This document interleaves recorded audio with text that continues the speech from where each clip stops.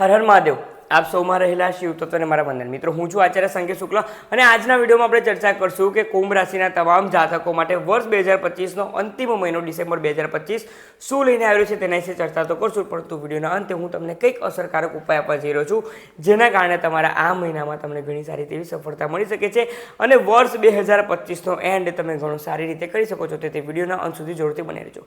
તો કુંભ રાશિના તમામ જાતકો તમારી સ્ક્રીન ઉપર તમારી ચંદ્ર કુંડળી દેખાઈ રહી છે। આ રાશિ ભવિષ્ય તમારી ચંદ્ર કુંડળીના આધારે જ આપણે સમજીશું। સર્વપ્રથમ તમારી જન્મપત્રિકાના ફર્સ્ટ હાઉસમાં તમારી રાશિમાં રાહુ દેવતા સતતારકા નક્ષત્રમાં રહેવાના છે। સાથે શનિ મહારાજ તમારી જન્મપત્રિકાના સેકન્ડ હાઉસમાં, ગુરુ દેવતા વક્રી અવસ્થામાં છઠ્ઠા સ્થાનમાં, કેતુ દેવતા સપ્તમ સ્થાનમાં, બુધ દેવતા ભાગ્યસ્થાન નવમા સ્થાનમાં, સૂર્ય મંગળ અને શુક્રની યુતિ જે છે તે જન્મપત્રિકાના 10મા સ્થાનમાં રહેવાના છે। વળી જો આ મહિનાના સૌથી વધારે મહત્વપૂર્ણ રાશિ પરિવર્તનો વિશે આપણે ચર્ચા કરીએ તો તમારી સ્ક્રીન ઉપર દેખાઈ રહ્યું છે તે પ્રમાણે 6 ડિસેમ્બર 2025ના રોજ યુવરાજ બુધ આવી રહ્યા છે કર્મના સ્થાનમાં 10મા સ્થાનમાં। ત્યારબાદ 7 ડિસેમ્બર 2025ના રોજ મંગળ દેવતા આવી રહ્યા છે ધનુ રાશિમાં એટલે કે 11મા સ્થાનમાં। તેમને ફોલો કરતા 16 ડિસેમ્બર 2025ના રોજ આરોગ્યના દેવતા સૂર્ય દેવતા પણ આવી રહ્યા છે ધનુ રાશિમાં અને 20 ડિસેમ્બરના રોજ શુક્ર દેવતા પણ રાશિ પરિવર્તન કરીને મિત્રો આવી રહ્યા છે ધનુ રાશિમાં। અને જો આ મહિનાના સૌથી વધારે મહત્વપૂર્ણ રાશિ પરિવર્તન વિશે ચર્ચા કરું તો મહિનાની શરૂઆતમાં જ 3 ડિસેમ્બર 2025ના રોજ ગુરુ દેવતા વક્રી અવસ્થામાં આવી રહ્યા છે તમારી જન્મપત્રિકાના 5મ સ્થાનમાં કે જે એજ્યુકેશનનું તમારા સંતાનનું સ્થાન છે। તો ચલો આપણે દ્રષ્ટિ કરીએ કે કયા પ્રમાણે આ મહિનો તમારા માટે રહી શકે છે તે।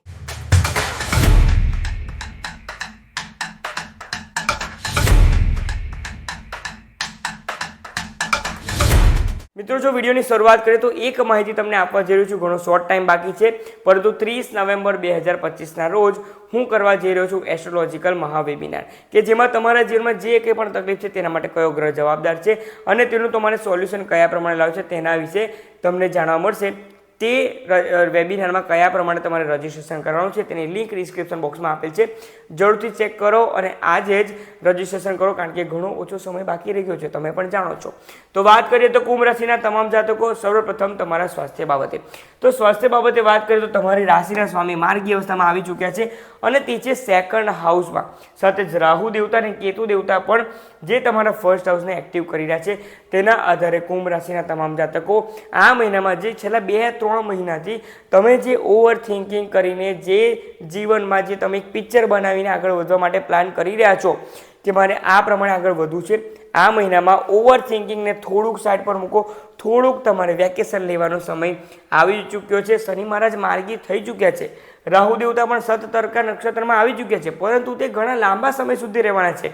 આ મહિનો વર્ષનો અંત છે, થોડુંક પોઝ કરો અને કંઈક ક્રિએટિવ આઈડિયા લાવો અને તે પ્રમાણે તમારો પ્લાન બનાવીને પછી આગળ વધો તો તમારા માટે ઘણો સારો છે। આ હું શા માટે સ્વાસ્થ્ય બાબતે કહી રહ્યો છું કારણ કે આ મહિનામાં તમને સ્વાસ્થ્ય બાબતે જે 2-3 મહિનાથી તમે ઓવર થિંકિંગ કરી રહ્યા છો, ઘણું વધારે વિચારી રહ્યા છો, તેમાં ક્યાંક ને ક્યાંક તે વધારે તમને તકલીફ ન કરી જાય તે ખાસ કાળજી રાખવાની છે। જો ફિઝિકલ ઇસ્યુઝ કોઈ પણ વ્યક્તિને આવે તો તે વાંધો નથી, પરંતુ જ્યારે મેન્ટલ સ્ટ્રેસ વધી જાય છે તો તે વ્યક્તિને તકલીફ પહોંચાડી શકે છે। તેથી તમામ કુંભ રાશિના જાતકો ડિસેમ્બર 2025માં મેન્ટલ સ્ટ્રેસથી દૂર રહેવાનું છે, થોડુંક જીવનમાં પોઝની પણ જરૂરિયાત હોય છે, તે તમારે આ મહિનામાં જોવું જોઈએ।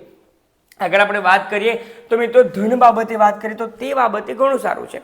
આ મહિનામાં તમે થોડી પણ એફર્ટ આપશો ને, વધારે એફર્ટ નથી આપવાની, થોડીક એફર્ટ આપશો તો પણ શનિ દેવતા જે છે તે તમારું જે રોકાયેલું ફાઇનાન્શિયલ પ્લાનિંગ હતું કે જે કંઈ પણ તમારા પૈસા આપવાના ક્યાંકથી બાકી હતા તે તમામ તમને આ મહિનામાં પ્રાપ્ત થઈ શકે છે। તમારું રોકાયેલું પ્રમોશન, ઇન્સેન્ટિવ, બોનસ કંઈ પણ રીતે કોઈ વ્યક્તિ પાસેથી ઉછીના રૂપિયા જે આપ્યા હતા ઉધાર હવે તે પાછા લેવાના છે, તો આ મહિનામાં પ્રયત્ન કરો, તમને તે મળવા જઈ રહ્યા છે અને તે તમને સફળતા આપી શકે છે। તેથી ફાઇનાન્શિયલ વાઇઝ આ મહિનો તમારા માટે ઘણો સારો છે। આગળ આપણે વાત કરીએ તો તમારા સંતાન બાબતે જો વાત કરીએ મિત્રો તો સંતાન સ્થાનના માલિક બુધ દેવતા છે જે 6 ડિસેમ્બર સુધી ભાગ્યના સ્થાનમાં છે અને ત્યારબાદ તમારા 10મા સ્થાનમાં આવી રહ્યા છે।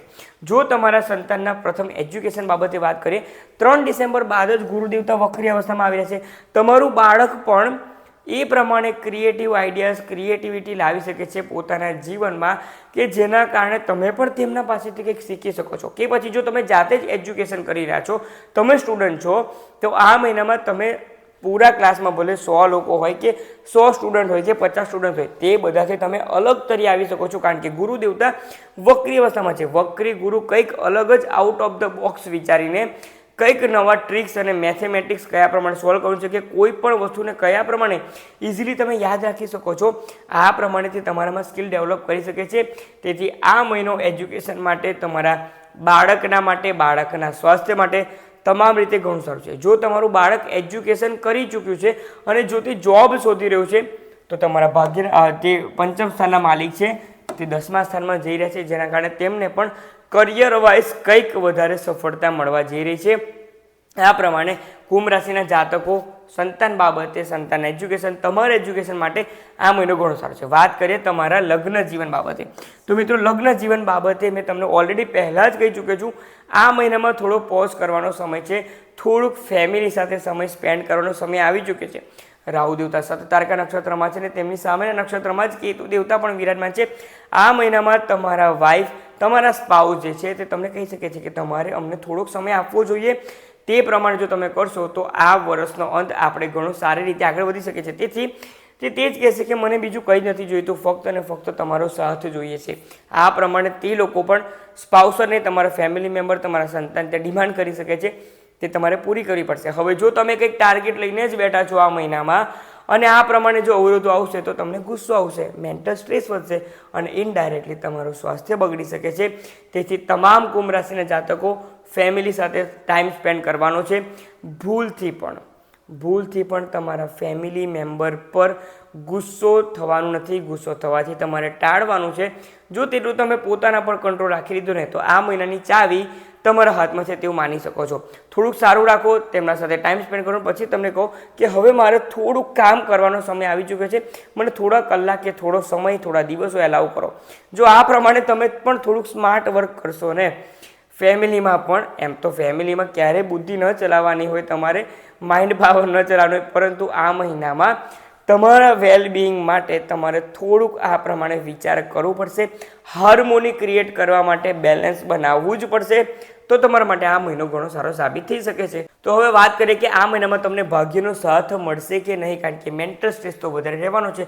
તો તમામ કુંભ રાશિના જાતકો ફાઇનાન્સ સારું રહેવાનું છે. તેના સાથે સાથે ભાગ્યના સ્થાનમાં વિરાજમાન છે બુધ દેવતા, અને બુધ દેવતા 6 ડિસેમ્બર બાદ રાશિ પરિવર્તન કરશે અને તમારા ભાગ્યના સ્થાનના માલિક શુક્ર દેવતા, કે જે તમારા રાશિના સ્વામીના મિત્ર છે, શનિ અને શુક્રની મિત્રતા છે, તે પ્રમાણે શુક્ર દેવતા સાથે જ બુધ દેવતા ગોચર કરવા જઈ રહ્યા છે. અને સાથે સાથે 20 ડિસેમ્બર બાદ ભાગ્યના સ્થાનના માલિક લાભ સ્થાનમાં જઈ રહ્યા છે. તેથી આ મહિનામાં તમને તમારા ભાગ્યનો સાથ મળશે. પાસ્ટમાં જે કંઈ પણ તમે 2-3 મહિનાથી જે મહેનત કરી હતી ને, તે મહેનતનું ફળ આપોઆપ મળશે. તેથી હું તમને તે જ કહી રહ્યો છું મિત્રો, કે આ મહિનો ફક્ત બેસો અને પાસ્ટ જે કર્મ કરેલા છે, કામ કરેલા છે, ફક્ત તે તમારે શોધવાનું છે. થોડુંક, એટલે કે 100% મહેનત કરી રહ્યા છો તો ફક્ત અને ફક્ત તમારે 30% તે જ વિચારવાનું છે કે મેં પહેલાં કયા કાર્ય કર્યા છે અને તેમાં મને કોઈક સફળતા કયા પ્રમાણે અટકી રહી છે, તેના પર થોડું કામ કરો ને, તો વર્ષનો અંત તમને તે બાબતે લાભ અપાવી શકે છે, સફળતા અપાવી શકે છે, અને સાથે સાથે નવી નવી ઓપોર્ચ્યુનિટી પણ અપાવી શકે છે. ભાગ્યનો સાથ મળવાનો છે, તમારા ભાગ્યેશનો પણ સાથ મળવાનો છે. અને ઘણા બધા પ્લેનેટ, સૂર્ય, મંગળ, શુક્ર, બુધ, ગુરુ અને શનિ મહારાજ, ઘણા બધા પ્લેનેટ તમને આ મહિનામાં મદદ કરવા જઈ રહ્યા છે. તો ભાઈ, કઈ વાતનું તમે આટલી બધી ચિંતા કરી રહ્યા છો? ચિંતા છે, ચિંતા થવી જોઈએ. કરિયરમાં 7.5 પણ ચાલી રહી છે, પરંતુ આ મહિનામાં તમને ઘણા સારા શુભ સમાચાર પણ મળવા જઈ રહ્યા છે. તેથી આ મહિનામાં ગ્રહો તમારા સાથે રમત રમી રહ્યા છે તેવું તમે અહેસાસ કરી શકશો. આગળ વાત કરીએ તો તમારે લાભ બાબતે વાત કરીએ છીએ કે સૂર્ય, મંગળ, શુક્ર તેને એક્ટિવ કરી રહ્યા છે. તમારા કરિયરમાં એક કાળજી રાખવાની છે. 7 ડિસેમ્બર 2025 સુધી તમારા બોસ સાથે, કલીગ સાથે આવેગમાં આવીને, ગુસ્સામાં આવીને, જુસ્સામાં આવીને કંઈક બોલી નથી દેવાનું. જો તમે બોલી દેશો તો તકલીફ થશે, કારણ કે સૂર્ય, મંગળ જે તમને પ્રોવોક કરવાનો પ્રયત્ન કરશે, ને પ્રોવોક કોણ કરશે? જે લોકો તમારાથી ઈર્ષ્યા કરી રહ્યા છે તે લોકો તમને પ્રોવોક કરશે. તમારે માઇન્ડમાં એક મંત્ર બેસાડી દેવો જોઈએ કે જ્યારે પણ તમને ગુસ્સો આવે 21 વાર તમારે ઓમ નમઃ શિવાય બોલવાનું છે. તો 21 વાર તમે ઓમ નમઃ શિવાય બોલશો તો તમારો ગુસ્સો ડાયલ્યુટ થઈ જશે આ પ્રમાણે એક પ્રેક્ટિકલ રેમેડી છે કે આ મહિનામાં તમારે કયા પ્રમાણે લોકો સાથે ઝઘડો થવાથી બચવાનું છે. વાત આપણે આગળ વાત કરીએ તો ઉપાય બાબતે. મિત્રો, ઉપાય આ મહિનામાં શું કરવાના છે? એક ઉપાય કહી ચૂક્યો છું કે તમારે તમારા ગુસ્સા પર કંટ્રોલ રાખવાનો છે અને શક્ય હોય તેટલું જ તમારે બોલવાનું છે. જેટલું પૂછવામાં આવે તેટલું જ બોલો. વધારે એન્થુઝિયાસ્ટિક થઈને તમારે તમામની સાથે તમારા બધા જ પાસા ઉપર નથી કરી દેવાના. આ વાતની કાળજી રાખશો તો તમારા માટે ઘણું સારું છે. મિત્રો, ઉપાયની વાત કરીએ તે પહેલાં એક બીજી વસ્તુ હું તમને એડ કરીશ કે આ મહિનામાં રાહુ અને કેતુ તમને એક બીજી રીતે મદદ કરવા જઈ રહ્યા છે કે તમારા ઇન્ટેલેક્ચ્યુઅલ પાવર રાહુ પ્લસ બુધથી તો આવે છે. બુધ આઈટી સેક્ટરને પણ ગણ કરે છે, પરંતુ રાહુ ઇન્ટરનેટ છે.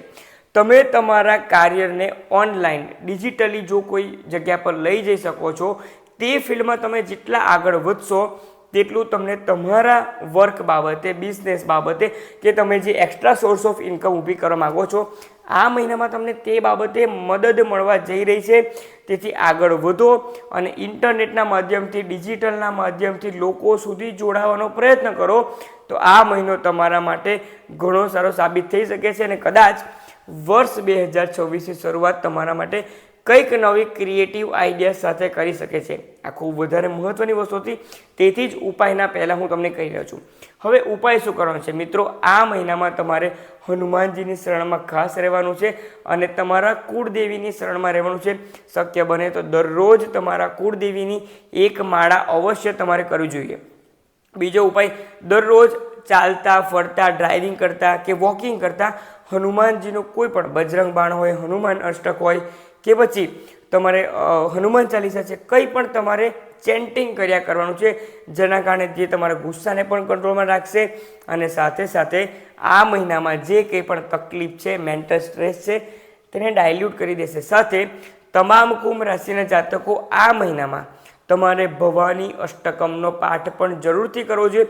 યુટ્યુબ પર પણ તમે તે સાંભળી શકો છો, જેના કારણે આ મહિનામાં તમારા માટે સુડીના તમામ ઘા 100થી જઈ શકે છે. તેથી આ મહિનો તમારા માટે થોડીક વોર્નિંગ પણ સાથે સાથે સફળતા પણ લઈને આવી રહ્યો છે. તો તમામ કુંભ રાશિના જાતકોને આ માહિતી શેર કરવાનું, તમારા ફ્રેન્ડ્સ અને ફેમિલી ગ્રુપમાં શેર કરવાનું ન ભૂલશો. અને જો માહિતી પસંદ આવી હોય તો ચેનલને સબસ્ક્રાઈબ કરવું પણ ન ભૂલશો, કારણ કે હવે ટૂંક સમયમાં વર્ષ 2026નું વર્ષ ફળ પણ હું તમારી તમામ રાશિઓ માટે લઈને આવી રહ્યો છું, જેની નોટિફિકેશન તમને જરૂરથી મળી જાય.